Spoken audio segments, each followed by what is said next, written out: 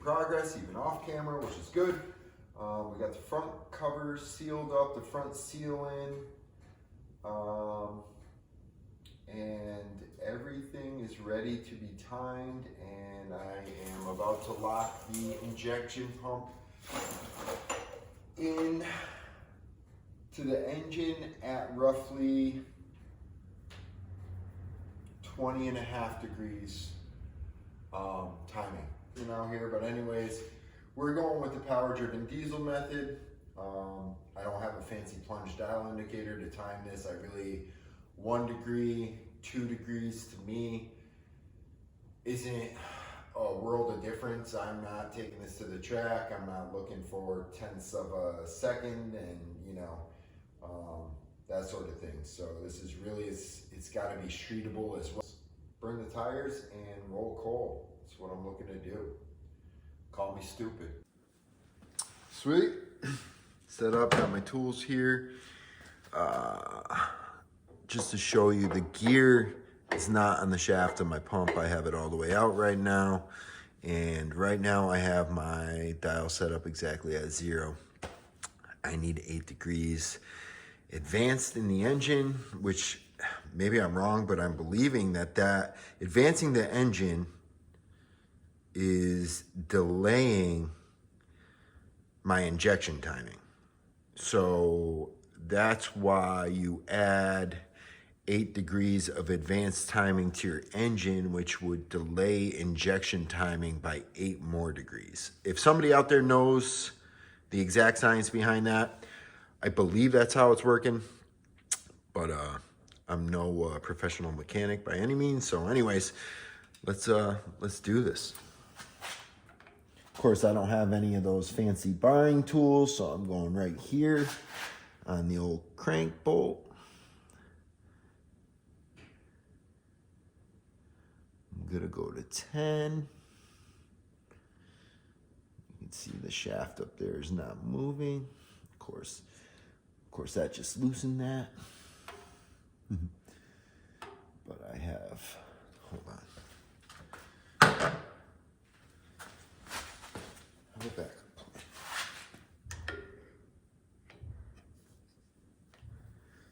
And is my backup plan gonna work? Fails on camera. Probably not. Shit. Hopefully. Okay. I think I got something that's gonna work here. I just have to go a little bit more to 10, and then back it off to 8. Because, come on, baby, turn. There we go. 10. Now, it's my understanding, you go a little bit past the point of where you want to be, and then take it off. And by take it off, I mean bring it back to where you want to be. And that takes any backlash out of the gears that you might have. So now I can use these again because I'm going in a tightening fashion. And we want to go right to, you can almost feel a little bit of backlash there. And I'm going to err on the side of caution, so the lower side of 8 degrees right there. Now, that is set to tighten this pump. Okay, so one thing that it is worth mentioning that I should mention is obviously in the back, before I did all that, I pulled out the cam pin for top dead center. So this is not engaged right there. I don't know if I can get my phone to kind of, there you go, you can kind of see that. In is when it's engaged in the cam, and that gives your engine top dead center. right here, you can see I have my plug with the pin out. Just in case this moved at all, I do not want to break those plastic tabs off in there. And it's easy for me to visually look in there and verify that it's still at top dead center.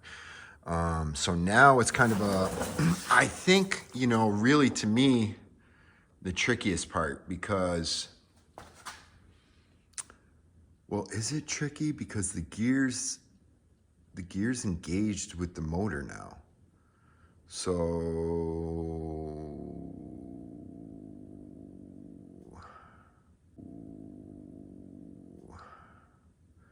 yeah, it is tricky because the gear is engaged, but the pump shaft is not. That's where the problem is. It's all the weed, I'm sorry. The weed's got me second guessing everything. So you gotta be careful here. Now, what you didn't see off camera was, before I even put this front cover on, for me it was very easy. You just brake clean the hell out of that shaft, the inside of the gear, get it all clean, you know, set it in there, blow it off. I know mine's clean. You know, if you're doing this on the truck, engine is constantly oil sloshing around in there, so that thing is covered in oil.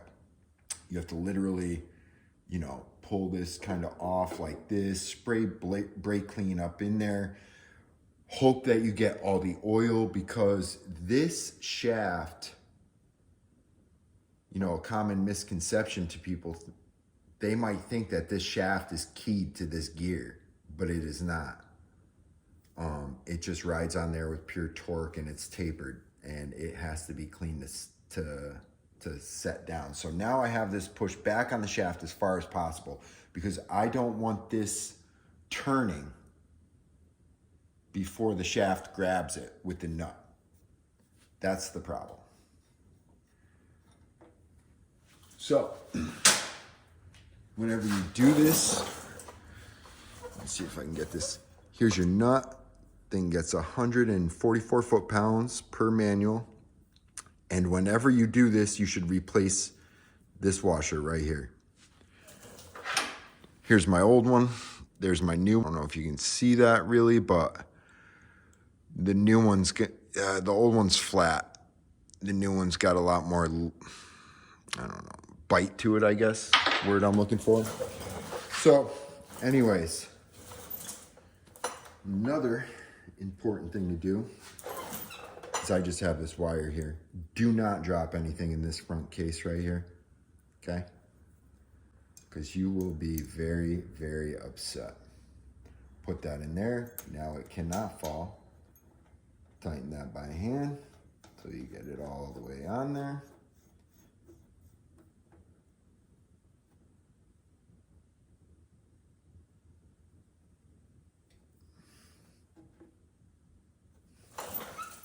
Okay. Now, you gotta kind of tighten this by hand to get it to set on the shaft.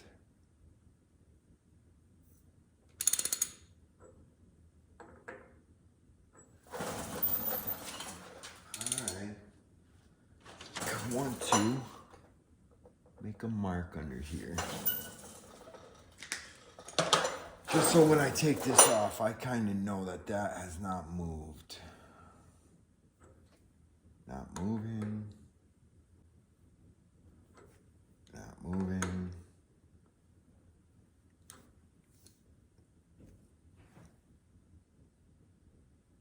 I think it moved. Check the pin here.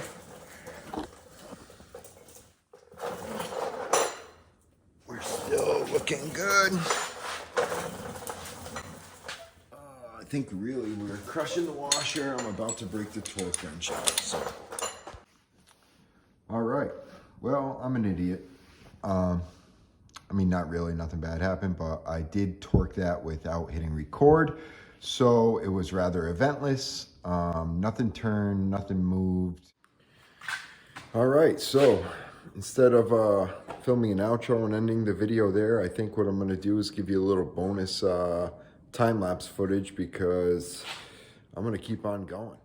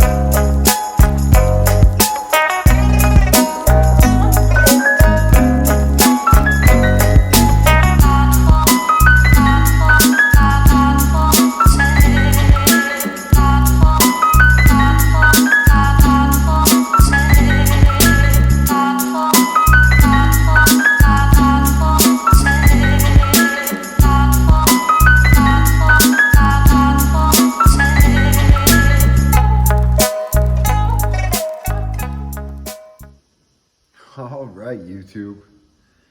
So if you stuck with me through that time lapse, this thing cleaned up so good.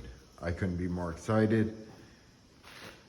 It's was covered in grime and had been sitting there. I've been done with the chassis part of this build for going on 2 years now. Be the end of the second year. Last February is when I started the motor part, tearing that down, sending the head out, doing all the valve work and resealing it, head gasket studs, all that other good stuff. New injectors, messing around with the P pump, doing the delivery valves, the governor springs, you know, fixing my killer dowel pin, just everything. It's, and as you can see here, everything on this is new. This chassis has been sandblasted. The only thing that was cut out and replaced were my spring buckets. Brand new springs, the coils, the leaves.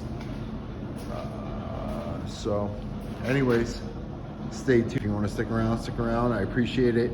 Hit your thumbs up, hit the subscribe button, because we're just rolling now. Things are going good. That's probably going to be the curse. I should have never said that. Should have never said that.